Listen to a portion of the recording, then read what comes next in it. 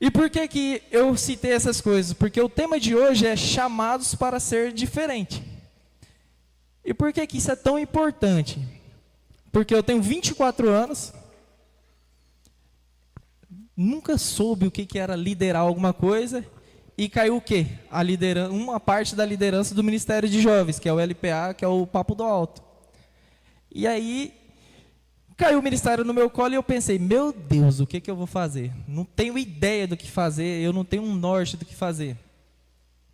E uma pessoa que eu me espelhei para essa ministração de hoje é o apóstolo Paulo.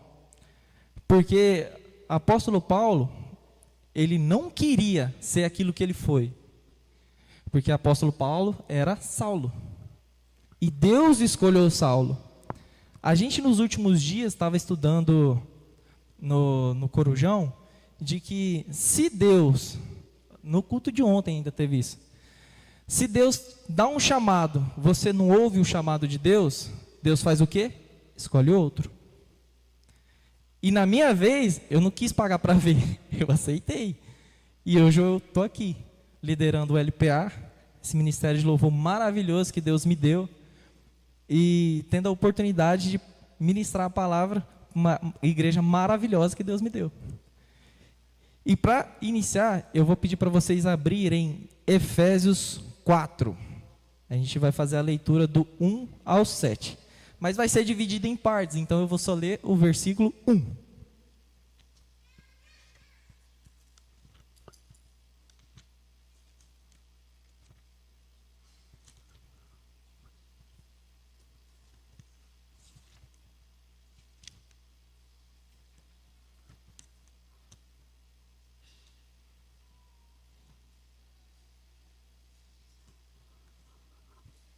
Quem achou diz amém. Quem não achou diz misericórdia. Então vou esperar mais um pouquinho.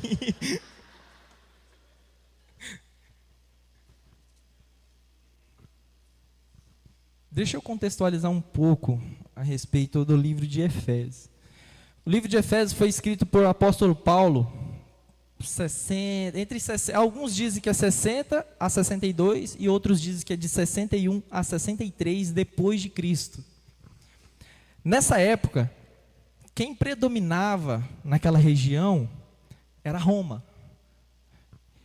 E uma das leis era de que não pudesse propagar a palavra de Deus. Quem fosse pego seria preso.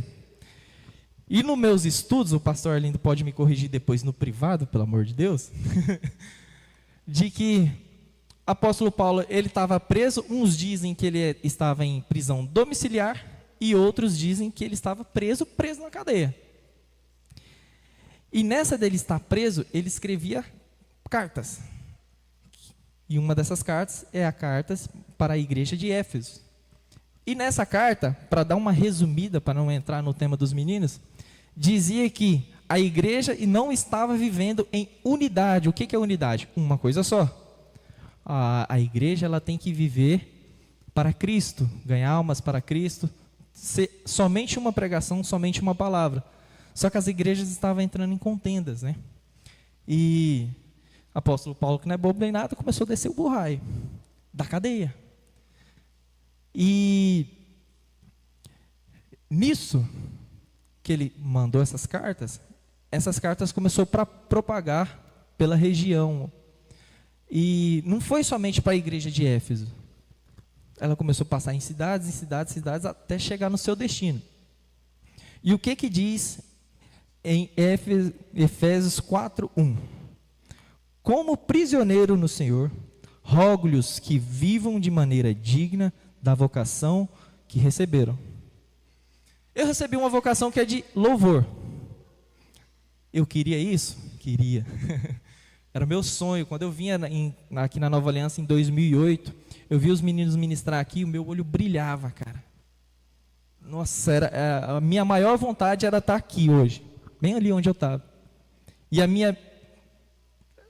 a vontade que eu não queria ter é de estar aqui hoje, com esse microfone na mão.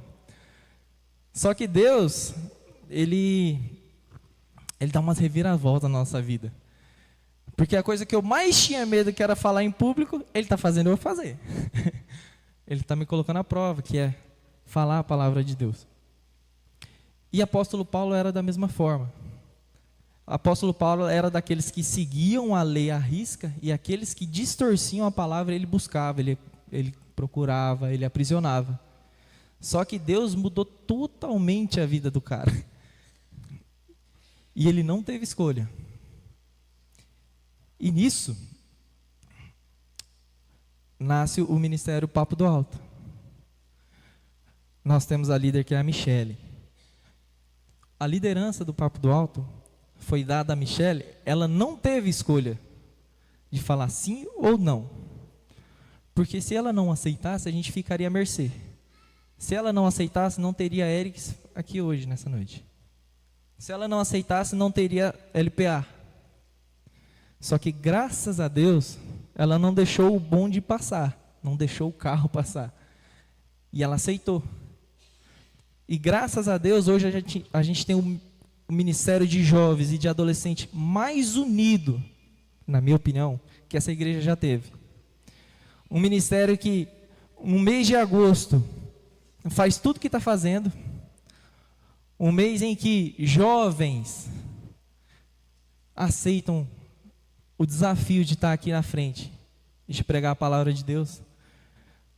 Um mês em que uma igreja se une para fazer uma conferência, cara.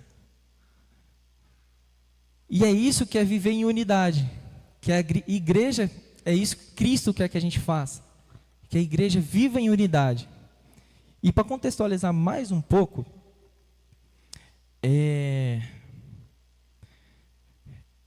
eu separei a pequena parte de ministração que eu tenho em perguntas. E eu deixo vocês refletir, eu não quero nem ouvir, eu vou fechar até o olho para não constranger vocês. É de que, se eu vivo em unidade em igreja, se eu vivo aquilo que Deus quer que eu viva, eu estou sendo manso, eu estou sendo humilde, eu estou ouvindo as pessoas, ou eu estou apenas buscando a minha salvação, vindo aqui nos cultos de domingo e quinta, domingo e quinta, domingo e quinta, e só a minha opinião importa. Isso não é para refletir assim, vocês têm que ser apóstolo Paulo. Não, gente, isso não. Vocês não têm que ser apóstolo Paulo. Vocês têm que ser vocês. Vocês têm que ser os irmãos que buscam a unidade da igreja.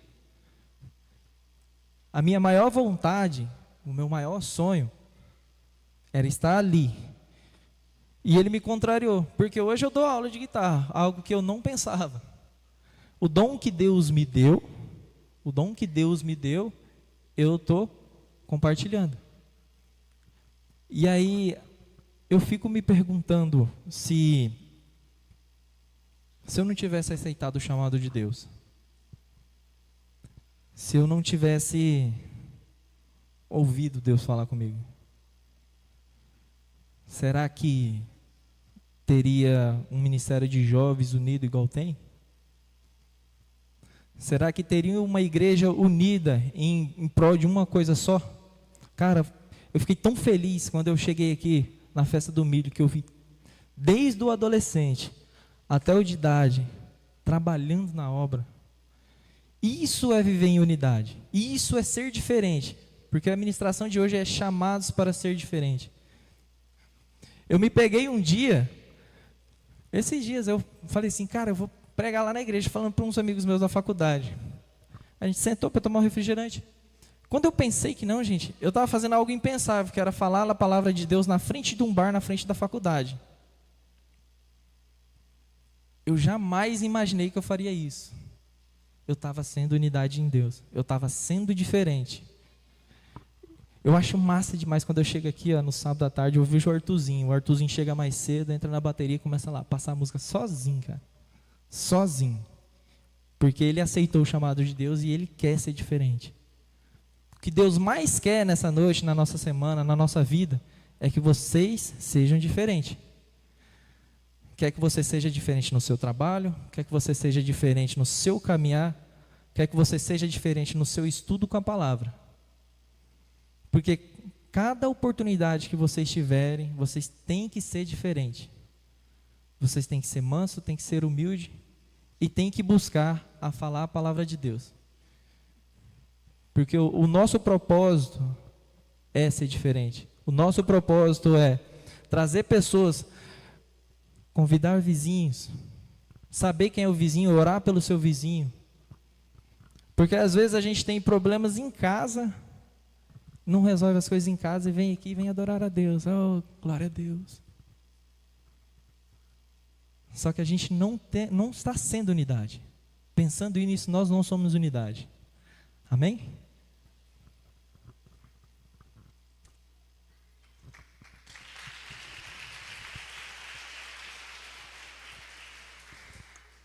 Amém. Irmãos, graças a paz. Eu me chamo Mateus, para quem não me conhece. Juntamente com esses meus amigos queridos, eu faço parte da liderança da juventude e eu cuido da parte do Corujão. E que é um nosso aprisco que era para universitários, né? Por isso que é 11 horas da noite, mas a galera se forma e quer continuar, eu não entendo, né? É muito amor, galera. E eu sou um desses. Mas assim, eu quero continuar a palavra que o Eric está ministrando para vocês, ali em Efésios 1 mesmo, onde lê-se assim: por isso eu, prisioneiro no Senhor, peço que vocês vivam de maneira digna da vocação a que foram chamados. E é a primeira vez que eu estou aqui num domingo, trazendo a palavra do Senhor, e eu estou mais acostumado com a sexta-feira à noite, que é bem mais descontraído, então eu vou tentar seguir essa linha. Não vou fazer o Joãozinho, gente, chega. Vamos estudar outras coisas aqui agora. Irmãos, Paulo aqui, como meu amigo Eric disse, ele estava preso enquanto ele escrevia uma carta à igreja em Éfeso. E Éfeso era uma cidade que era uma cidade muito grande, em questão mercantil, né, certo? Tinha muitas pessoas, e ali cresceu, se fundou uma igreja. E foi para essa igreja que Paulo escreveu, e ele disse: peço que vocês vivam de maneira digna da vocação a que foram chamados. Paulo diz assim que ele é prisioneiro no Senhor, e isso sempre me pegou muito, porque eu nunca entendi como alguém pode ser prisioneiro de Deus. Em Deus nós não temos liberdade, mas tem duas coisas que eu entendi com essa passagem. Uma, que Paulo realmente era prisioneiro, estava preso, mas ele estava preso porque ele pregou a palavra do Senhor. E ele se alegrava porque ele foi preso por fazer a boa obra de Deus, que é o chamado dele. E outro, Paulo já não via mais a sua vida sem espalhar e pregar o evangelho.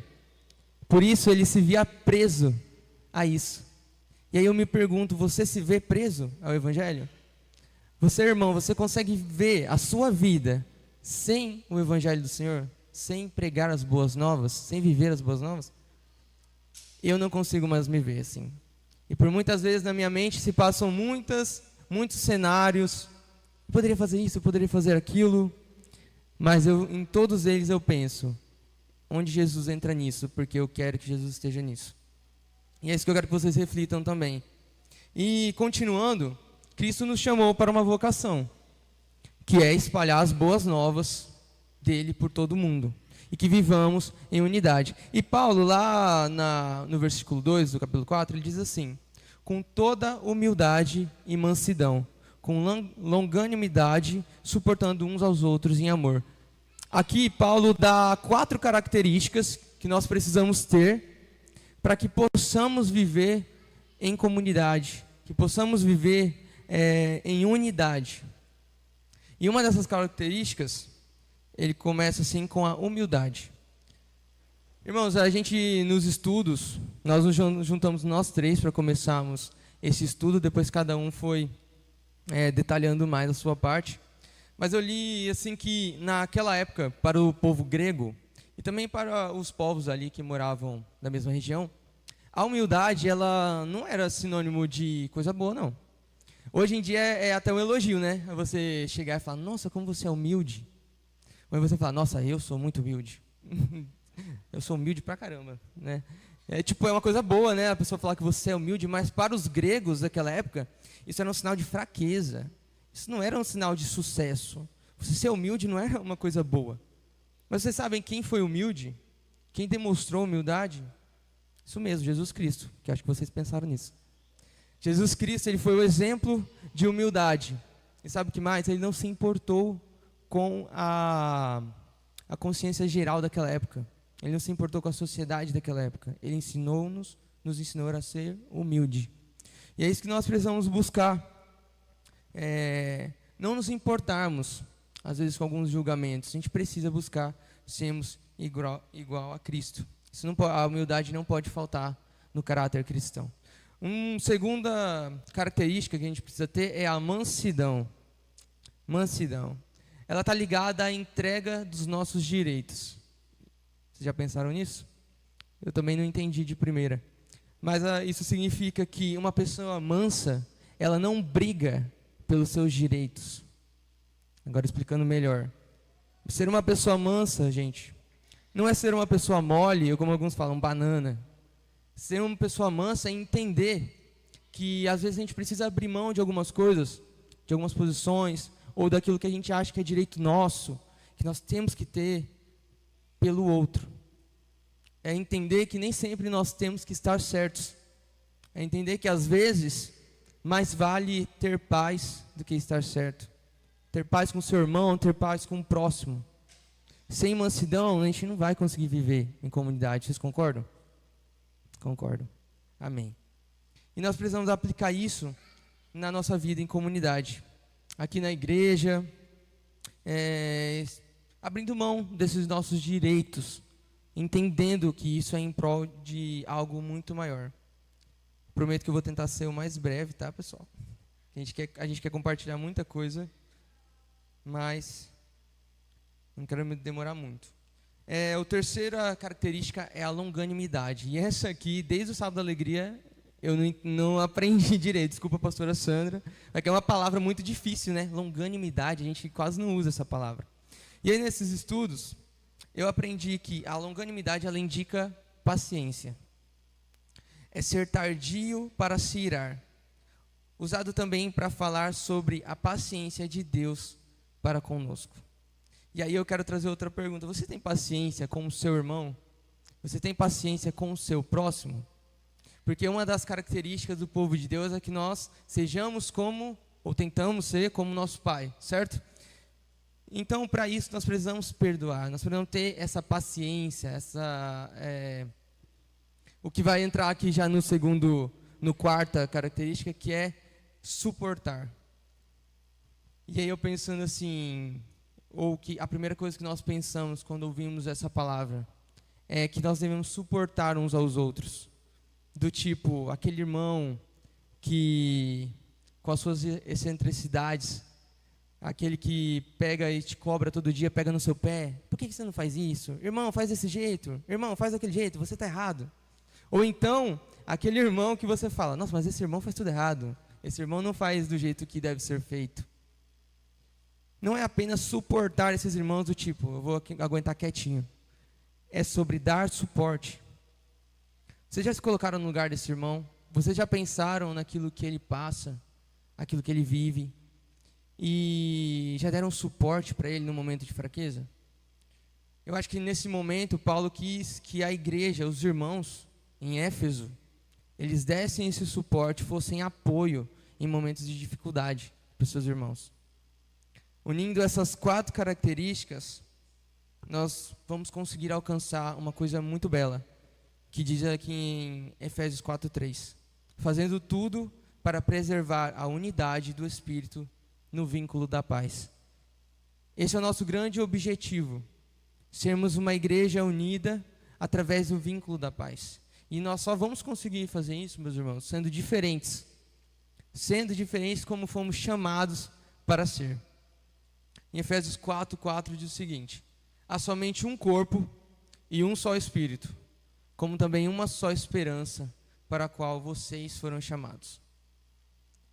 Qual é esse corpo a qual Paulo se refere aqui nesse versículo? Esse corpo somos nós, como nós aprendemos. A igreja de Cristo é um corpo feito por muitos membros, cada um de vocês. Mas Cristo, ele é a cabeça. E é Ele quem nos governa. E essa igreja, irmãos, pasmem vocês, ela vai muito além de uma formação de denominações humanas, como nós gostamos de dizer, de placa de igreja. Ela vai muito além desse templo. Vocês já pararam para pensar que a igreja de Cristo ela é uma só? No mundo inteiro, a maioria das igrejas cultuam agora no domingo à noite. Então, nesse momento, muitas e muitas igrejas estão reunidas adorando ao Senhor, em nome de Cristo Jesus, e com elas nós somos um? Pois é. Essa unidade começa aqui, na nossa comunidade, a IBNA, mas ela precisa se estender a essas outras igrejas. Ontem nós tivemos uma experiência maravilhosa, né, galera? Nós nos juntamos para o Esquenta do Conjubaro, que é o congresso que vai ter da juventude, e ali nós tivemos algumas igrejas reunidas, de algumas cidades aqui vizinhas, e nós festejamos muito. Nós compartilhamos a palavra, umas 3 bandas tocaram, e uma delas foi a nossa, que é o LPA da igreja. E, irmãos, foi tremendo. É muito bom quando nós nos juntamos, a nossa juventude, com a juventude de outra igreja, com a juventude de outra igreja, e simplesmente parece que somos, e na realidade somos apenas uma igreja. E essas igrejas, às vezes uma tem um costume, outra tem outro costume, mas em nenhum momento isso nunca nos impediu de sermos irmãos, de sermos um. E nós fazemos questão de sempre convidar outras igrejas para participarem conosco, como vai acontecer nesse próximo sábado. Eu quero ressaltar, todos estão convidados para a nossa conferência do Papo do Alto. E só para finalizar a minha parte, antes, os judeus, eles esperavam por cumprimento de promessas que eram terrenas. Já os gentios, que eram aqueles que não eram judeus, certo, pastor? Que não acreditavam em Deus, certo? Qualquer coisa me corrige também, tá? Os gentios, eles não tinham uma esperança, como os judeus. Porém, após Cristo Jesus, muitos gentios foram se convertendo e viraram uma igreja. Criou-se uma igreja. E aí sim, eles foram unidos em uma única esperança, em um único propósito. Meus irmãos, esses somos nós, judeus e gentios que tinham origens muito diferentes. Eu aposto que cada um de vocês aqui tem uma história incrível, de onde começou a caminhada de vocês, e de como vocês vieram parar aqui nessa noite na IBNA, de como está a vida de vocês com Cristo. Cada um aqui tem uma origem diferente. Mas apesar do começo, diferente de todos nós, o nosso final é igual. É um só, é a esperança da glória eterna de Cristo, e nas suas boas novas. E por isso nós somos participantes dessa esperança. E por isso nós precisamos viver de maneira digna a essa esperança ao qual fomos chamados, para que nós sempre estejamos compartilhando as boas novas. Amém? Amém. Eu vou estar chamando a Michelle agora para ela finalizar para a gente.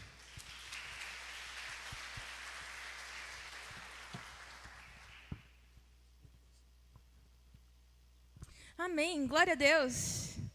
Graça e paz novamente, igreja. Amém. Gostaria primeiramente de agradecer a Deus pela presença da minha família. Meu pai está aqui, isso é tremendo ao meu coração, minha mãe também, meus irmãos. Então, glória a Deus por isso. Vamos estar prosseguindo então na palavra de Cristo. Dando sequência, vamos falar agora sobre os versículos do 5 ao 7 desse mesmo capítulo de Efésios. Amém? Então me acompanha lá na sua Bíblia, seja no aplicativo, seja na Bíblia física. Versículo 5. Há um só Senhor, uma só fé, um só batismo, um só Deus, Pai de todos, o qual é sobre todos, age por meio de todos e está em todos. E a graça foi concedida a cada um de nós, segundo a medida do dom de Cristo. Amém? Amém. Paulo apresenta aqui, então, nesses versículos, a soberania de Deus, a magnitude de Deus, onde nós reconhecemos o senhorio de Deus, quando ele fala que há um único Senhor. E isso vem por meio da nossa fé genuína e nossa fé unânime, crendo em Jesus Cristo. Amém? E fazendo assim, então, como os meninos disseram, parte de um mesmo corpo, uma mesma igreja. Amém? Logo após, então, ele vai falar sobre o batismo, né? Só que, se a gente for pensar assim, parece que ele está falando do batismo nas águas, que é o que a gente geralmente pensa primeiro, né?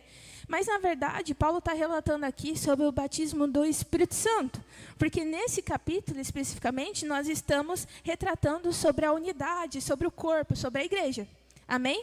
Então, eu posso confirmar isso lá em 1 Coríntios 12, 13. Podem procurar aí.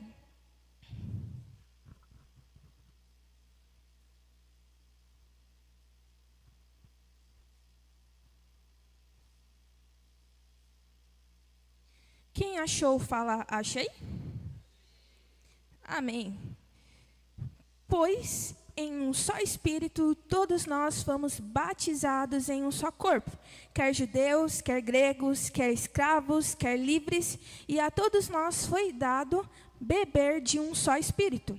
Então, o Espírito, ele se dá quando nós nascemos de novo, naquele processo onde deixamos de crer na nossa carne, deixamos de fazer as vontades da nossa carne, reconhecemos Jesus como Senhor e Salvador da nossa vida, e aí nós somos habitados pelo Espírito Santo. Amém? Glória a Deus. Em Marcos 1:8 fala assim: eu batizei vocês com água, ele, porém, vos batizará com o Espírito Santo. João Batista estava falando para os seus discípulos, para as pessoas que ele batizava, que queria vir ainda o Messias, quem os batizaria com o Espírito Santo. E lá em João 7,38 fala: quem crer em mim, como diz a Escritura, do seu interior fluirão rios de água viva. E eu consegui relacionar esse rio com Ezequiel 47, que fala de um rio que de tamanha profundeza, que por onde passava havia vida, e vida em abundância. Então essa água, ela vai trazer vida espiritual, vai trazer renovação e vai trazer poder dentro de todo aquele que crê em Cristo. E glória a Deus por isso. Ezequiel traz um rio que brota do trono, que era onde havia a habitação de Deus, era algo santo, havia santidade naquela presença. E João 7 vai dizer que Jesus é essa fonte de água para todo aquele que nele crê, e deles fluirão águas do seu interior, apontando assim para o Espírito Santo, como diz lá em João 7:39, que diz assim: isso ele disse a respeito do Espírito Santo, que os que nele crescem haviam de receber, pois o Espírito até aquele momento não tinha sido dado, porque Jesus ainda não havia sido glorificado, mas que se crermos nele, nós teremos a habitação do Espírito Santo. Prosseguindo, Paulo reforça também que há só um Deus e Pai de todos. Só que se ele é Pai de todos, ele também está sobre todos.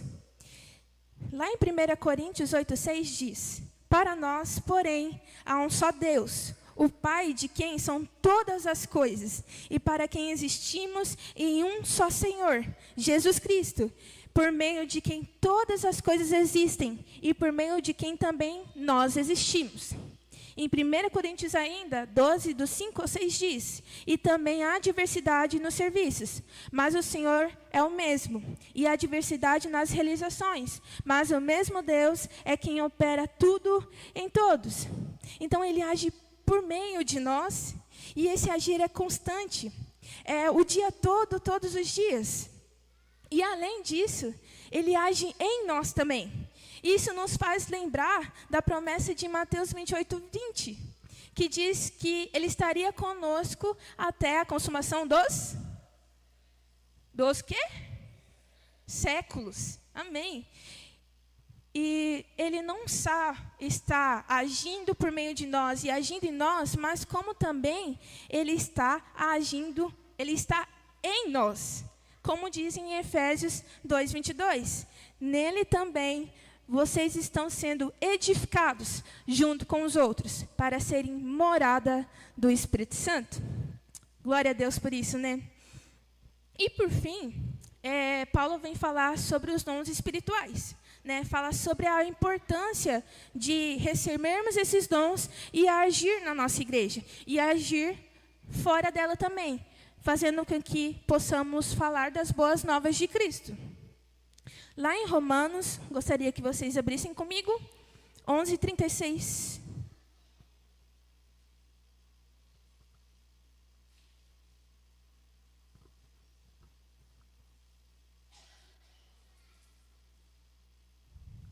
Quem achou falar, achei?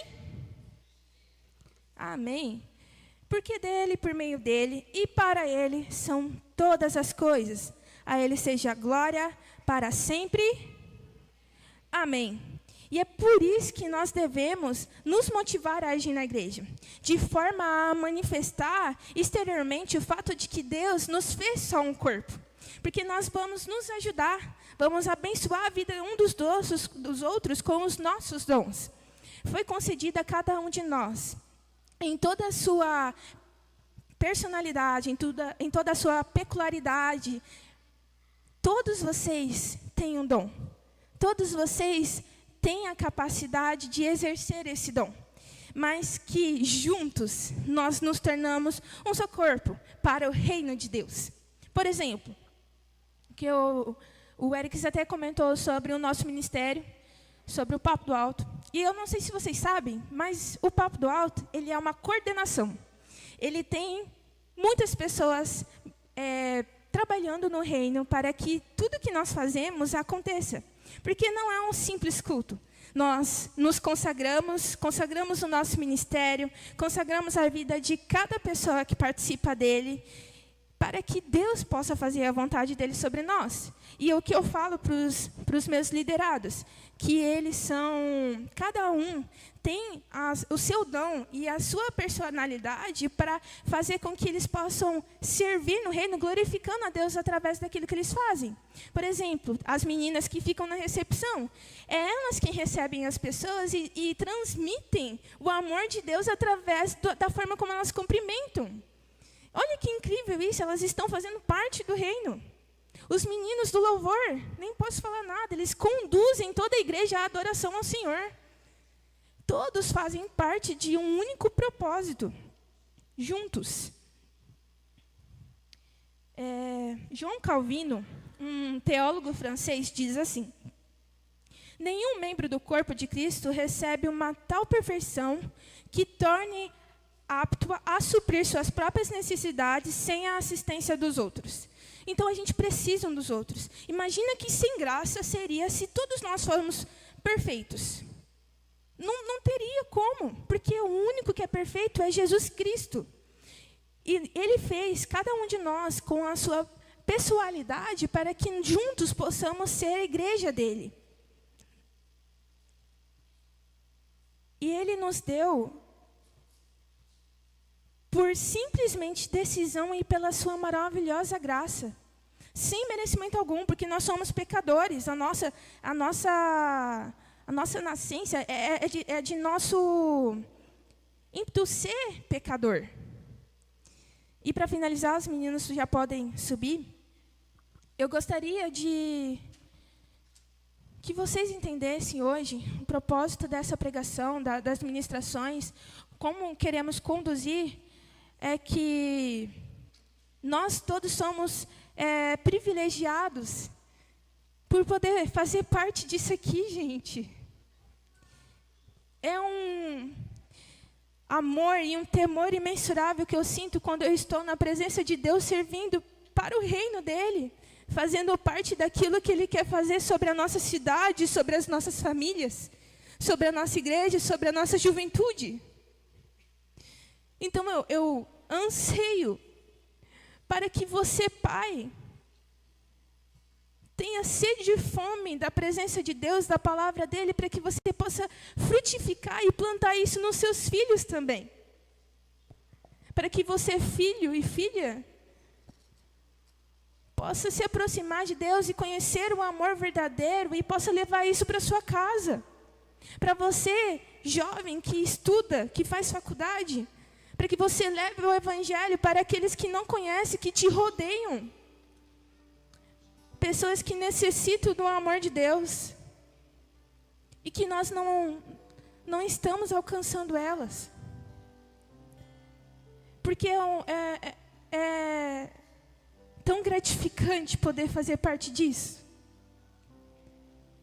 Nós amamos estar aqui na presença dele. E que mesmo sem merecer, mesmo sem necessitar de nós, Deus anseia para que nós nos aproximamos para que nós aceitamos aquilo que Ele quer entregar para nós. Durante a semana tem algo vindo muito ao meu coração, que é mãos limpas, mãos vazias.